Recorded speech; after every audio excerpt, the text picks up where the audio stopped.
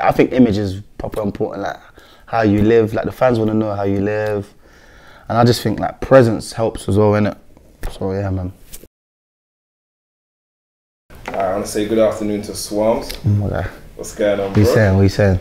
Good, man. I remember the first time I met you was actually at the Reebok performance with Cadet, and he brought you out to perform, but obviously his unfortunate passing. First off, how did it affect you, and also what was actually your relationship with Cadet? And you guys first meet? It was mad, man. Like it was so unexpected. Like I was sleeping and I got the maddest phone call, and I've obviously just gone on the internet and that, like, and I've called a girl that knows like Cadet proper to answer if it was true and that, and then she's like, yeah. And then basically like I was just calling the beat freaks, everyone like around like the team that was working like with the music, and these lot was saying yes, that is true. Then I went on Crep obviously because his cousin, and I saw it, and then like literally when I saw it, like my heart dropped because it didn't make no sense. Like everything was all calm, and then out of the blue, that just happened. So like it affected me in a way because like also we were so close together. Like we started being close, so I met Cadet first time. I spoke to him when I done Lyca, so I've dropped Lyca, and then he DM'd me, like he was like, yeah, bro, I'm jumping on this remix and that. But you know when he's like, I'm on you. So he was saying that to me, and I was like, yeah. Then we were just talking there, and then we was talking about a link up, but we actually didn't link up until like 2-3 months after, when I've linked up with Beat Freaks, Dino, AJ, like the team, and then I'm in the booth and he's come through with like him, bare of his boys and that, innit? And then I've laid the chorus down for Pumpy, innit? And Cadet's jumped on it, and then Dino, AJ jumped on it, and then that's when we knew like we made a mad hit, innit? And then from that time in the studio, we grew close. We done bare different things. We done we even had we had like couple tracks there that was meant to come out. That buff thing, the buff one, we done that. Went to shoot to do that. We shot that a couple of times. Like it was good. But yeah, man, like he was like a big bro to me, car.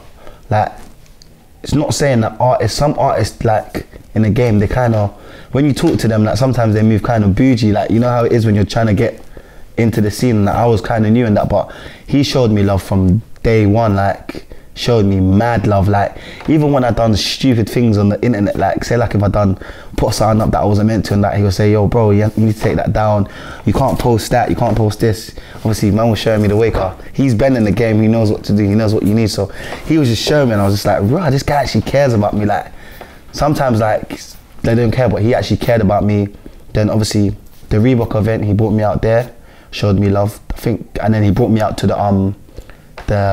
there was one NFL one in Brixton, so that was I can't remember what it was called, but yeah, it was the NFL event, and he brought me out there, and that was the last time I performed with him. But he changed my life. He changed a lot of people's life, changed the music game as well.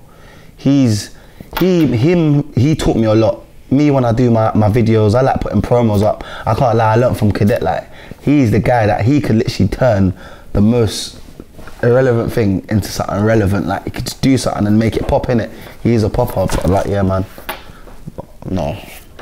Yeah. Yeah, man. Definitely tough. Because I remember when I had to speak to him, he was like, yeah, man, like Swarmz is like little bro, be giving him advice, you know. And that's why I noticed that he actually really cared about the man. Proper. And like not a lot of people do that. Obviously, it's like it's competitive. But some people just see it as business, innit? Like it's a business, but he was different. Like I don't know, he had this different kind of energy. Like it was like I could blend. Like me, I'm a guy where like I've got my circle in it, but I don't really make other friends like that in it. I'm cool with people, but I don't trust a lot of people like that. But like with Cadet, like I could bring him into my house, introduce him to my mum and that, which I don't do that to a lot of people, but I could do that with him, car.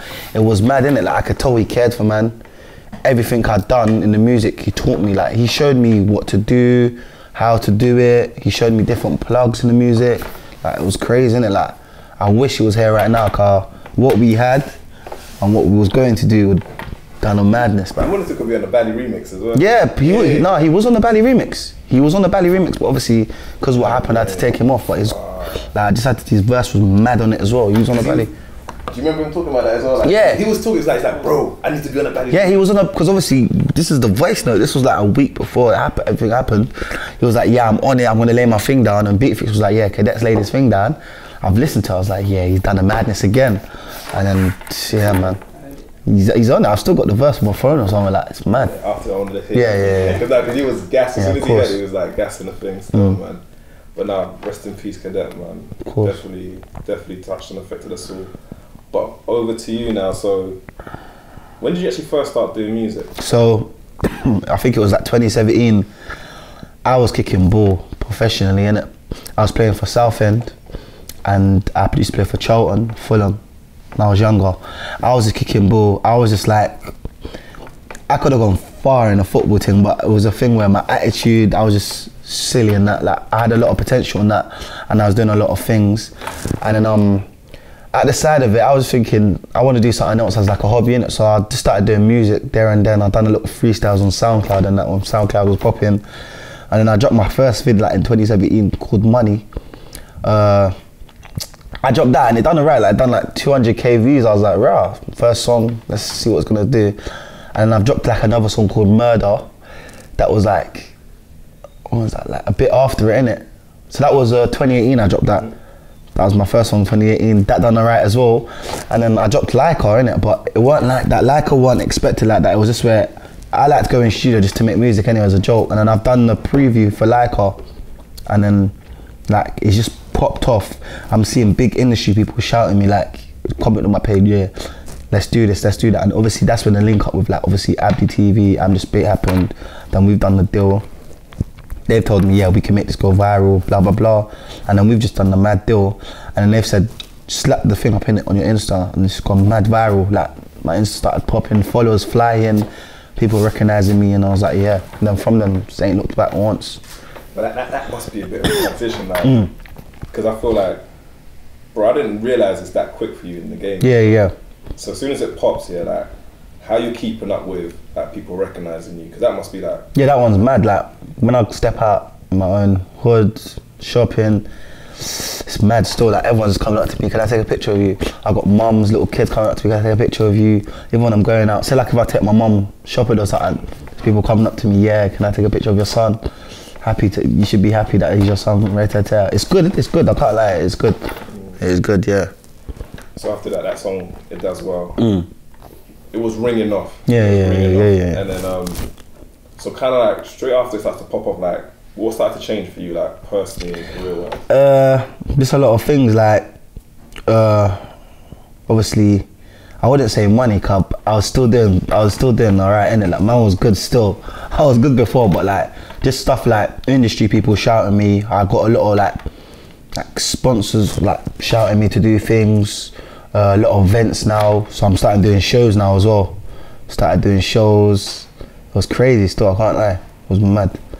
But what I looked at, like, when that song popped off, I looked at it, I was like, yo, can you do another one? Yeah, that was the thing. So there was a thing where people, I felt a bit pressured, didn't it? Because people were just like, yeah, cool, you've done that, now you need to do that, go there. And it was a thing where like, it was pressure because it was doing numbers, like I got on Radio 1, I'm like, this is my first song, it's then mad like this, like, can I follow it up? But then it just got to a point where I just said, listen, like, I'm just gonna make music, innit? If I've done it once, I can do it again, innit? It's not a fluke, let me try to do my thing.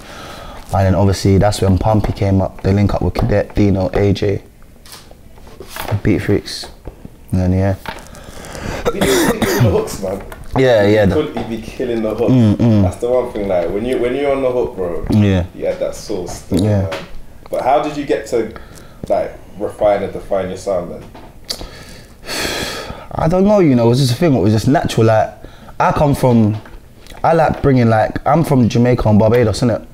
So I've got Caribbean heritage in me. So it's a thing where I did a thing where like I bring a bit of Jamaican in it, but all my friends, they're from African countries, innit? So I put a bit of Jamaican, African in it, and where a thing where Afro swing's already there, I just put all of that in there. So I mixed the Jamaican with the African swing in it, and a bit of English slang road as well. So I just bring that all into one, and then yeah, just let it get popping. So as we know too, you're on Virgin. and then you moved over to Black Butter. Yeah. For what you can say without making it any political, what was your experience like being on a label for the first time? Because now you've had like 2 deals, so what was actually your experience being on a major? I can't lie, it was a life changer. Like, obviously, like, the money was good, like the support was good. I was doing modelling, I was doing shoots, going to events. But I mean more so in terms of like, when you sign, there's a different way how they roll stuff out. Like it ain't just like, you can't just put out music. Oh yeah. So yeah, obviously it's more restricted now. So like, once you do a single, you have to make sure that single does good, recoups, blah blah blah. So you can't put out anything. You have to obviously like watch, because you're obviously signed now, innit? So it's like that. But you're allowed to put out like stuff like freestyles and that. But when it comes to singles and that, you have to watch what you're doing, watch what you're tweeting. Like it's a whole different ball game. Like it's a whole different thing, So let's talk about Bally. Big tune. Yeah, thank you. Tell me about the actual studio session when you first laid it down. So I was just in a booth, and then what happened? Beat Fix was like to me, yeah, boom, we got a beat there for you, innit? Like a kind of 50 Cent kind of old hip hop kind of beat, innit? Like I was like, nah, that's not the one. Still, like I don't like it, but they're like, just lay it. And obviously, I've just laid down the hook on it, innit? I'm like, yeah, boom, but there's still doubts in my head. I'm showing it to my friends, they're like, ooh, like, is this gonna be same as Pumpy and Lyca? So they're still going back to the old songs. So then we're just thinking about it, innit? Then I must have gone in my car. I like going in my car, innit? Like at night time, banging the music out loud, just pumping it. And I'm thinking, wait, this tune's mad, like it's nuts, like it's road, but it's like still commercials all in it. So I'm like, yeah, this song's cold. And then obviously, I shouted, I had a song time ago with Tion Wayne in it, and then it just didn't come out in it. But then I was like, let me try to let him jump on it, because obviously I'm from Greenwich in it, South East London, but I scream the 9 in it, and he's from North London and he screams the 9. I was just like, it makes sense to let him jump on my song. Plus he's cold, I rated him anyway, so I put him on a song. And then when the song was finished, I was thinking, yeah, this song's cold in it. And then from then, obviously I released it independently, done good numbers, like 300 and something K in a day on YouTube, and obviously that's how the link up of Black Butter came up, and then them lot took it up. Yeah, because I remember when it came out, yo, the views were mad. Yeah. Like, it came out and I was like, yo, like, once I saw the views, I was like, yeah, this is gonna ring off. Yeah. It's gonna ring off. But it's interesting you saying that you had a little bit of doubt initially. Like, what were the actual doubts that you had? Is this song gonna pop off? Is it gonna do good like what Pumpy and Lyca did? Would it hit the charts again? Like, I was just thinking about bare stuff, like, will people like it? Like, I was just thinking a lot of things, but yeah, man. So it's more so pressure. It's a lot of pressure, but I have to say, like, if you're a musician and you believe in yourself, just don't think about it, just put something out, innit? Put it out. Trying to, yeah. So now then, when you're now going forward, do you reckon every time you put out a song, you're gonna feel pressure? Because now you're at the top 40. Yeah. People are gonna be like, yo, can you do it a third time? Like, do you still feel it, or do you think it's gonna go away? There's always a bit of pressure there, but it's a thing where, like, music, I love doing it now, innit? So I see it as a job, and I take my job proper serious, and I like providing. So it's a thing where I think, me myself, I think I could do it again. Like I said, if I'd done it once, I could do it again. Done it twice, I could do it again. But I've got a lot of things coming, so yeah, I think I could do it again. 100. You know when you talked about, like, you were doing sports before, and then you moved into music, like, what is, because sports is a team game. Yeah, It's just you on your own, like. Yeah, a bit, yeah. You have a team behind you. Yeah, of course. When you go in front of the stage, yeah. So what's it like when you have to perform? Like, you find it performing, are you growing as a performer? The first time I was shook, like, the crowd just standing in there, even though they're giving a bit of reception. I can't lie, the first time you do things and that, it's kind of dead, innit? Because it's not that they don't rate you, it's just like, your stage presence is not good yet because you're not used to it and that, but when you get used to it and you get a bit of drink down you, yeah, it's a mad thing still. Just start shutting the show down, tell people to start doing mosh pits, to start going crazy and that, throwing things like just throwing things in the air, lights, everything, man. It's mad. It's crazy still. Good moment. But you're someone that you always we'll talk about this before, man, about this whole drip stuff. Man. Like, Yeah. Your drip looks expensive. This guy. No, man. Is it, that's an expensive upkeep, no? Nah, isn't it? What? It's just a thing where like I think image is important as well. It's not just music, innit? People have to know, like, I think image is proper important, like how you live. Like the fans want to know how you live, and I just think like presence helps as well, innit? So yeah, man. I try to keep up. What's the most expensive thing that you bought clothes-wise? Clothes-wise? Yeah. I don't know, you know, just bare in it, but I know I've spent a mad check. My accountant won't be happy with me, but flipping, yeah, man. I will see on them, what is it? Yeah, that was, yeah. Yeah, I've spent checks still. Yeah. Flipping, no. Yeah, I spent mad checks still, but oh, well, man. Yeah. What's some of the things that you've learned being in the music industry so far in this short period that you've been in it? Things I've learned, like, it's a thing where don't get complacent, always go to the booth, always be in the booth or make at least, when I go studio, I at least want to make at least 5 songs before I leave, 5 songs at least before I leave. Because I'm a guy where I don't take time on songs. I said like Bally, I made Bally like in 2 hours. And I made Lyca like in 2 hours. Like it's just so I just dropped the hook and then the verses I just laid off. And then first time I go with it first time, I don't think about it. Also I've learned to what else have I learned? What did I say I've learned? Also I've learned to also like don't be scared. Before I was scared to like shout other artists and that, innit? Because I thought they would move like bougie and that, innit? But I've shouted a couple and they've obviously come back to me, got studio sessions with them as well, so also be confident, yeah man, and just work hard, man, I could say still. Do you feel pressure at all from like your friends who like maybe your day ones who are like, I'm doing music now, they may be saying, yo Swarmz, I need a hook, like do you have to kind of like be restrictive about who you can? Yeah, sometimes you do it, but my friends, they understand, innit? Like my friends ain't like that. Like my friends are like, there's been bare times I was like, what, do you want me to help? Like they're the kind of guys where they want to come up themselves, innit? They don't want a handout kind of thing, innit? They just want to do it by themselves and that. But I got my boys, innit? They need help, man. Got them still. Still. I can't round up. What was like when you first heard it, you got the top 40? Like, cause I saw the video. I've done a dance, innit? Yeah, like a thing still. What was that feeling like for you though? It was mad still. It was a thing where like I was just buzzing, like I don't even know what to say still. Like even when I was like to my manager, I got top 40. My manager, he's like my boy, innit? I grew up with him, so I've said, yeah, I got top 40. He was like, oh yeah, cool. I'm like, bro, why aren't you happy? But he didn't understand, innit? He thought it was like the iTunes thing, innit? Like the iTunes chart. But I was like, bro, top 40 in the charts. He was all buzzing. These men were like, let's go on holiday and that. But even then I was like, nah, man needs to get my next single thing sorted out first before we start relaxing and that, innit? So yeah, but all the team and that, they were all buzzing and that. I know everyone was happy. Like even, you know why it's mad? Because before Cads died as well, I've literally said, I've put up a thing like top 40, I need to get top 40, and he's commented, it's a must, like you have to get top 40, innit? So now that I did it now as well, it just made me more happier, innit? Like, it's crazy still, man. Yeah, man. Have you got any advice though for like artists coming up? Yeah, man. I got a lot. Basically, always work hard. Don't let no one tell you nothing different. Also, don't feel scared. Like DM some of the rappers, because there's actually artists out there that are not bougie and that like they will actually reply to you, help you. What else is there? I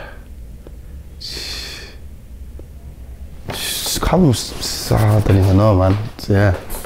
Last thing I was gonna say to you, how have you adjusted to the business part of it? Because this music business part. What do you mean? Like in terms of like contracts, accountants, booking aid, like it's a lot of new stuff. Like, that can spin your head at times. Yeah. How have you adjusted to that? No, I've adjusted quite fine. Like, make sure as well, when you do music, get a good lawyer as well. Don't just sign any contract, obviously, because it's the writing that you don't look at. It could be the thing that could do a madness to you, innit? So always do that. Make sure your team around you as well is strong.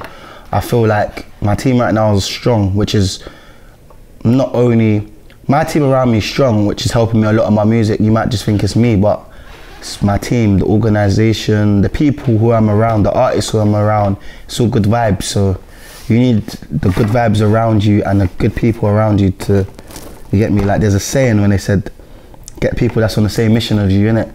Because if you got people that's not on the same mission as you, they're gonna bring you down. You need people on the same mission to go up, innit? So yeah, man, you need a winning team. Oh, yeah, man. Alright, well, we're gonna leave it there, man. But Swarmz, thank you for your time. Thanks for having me, man.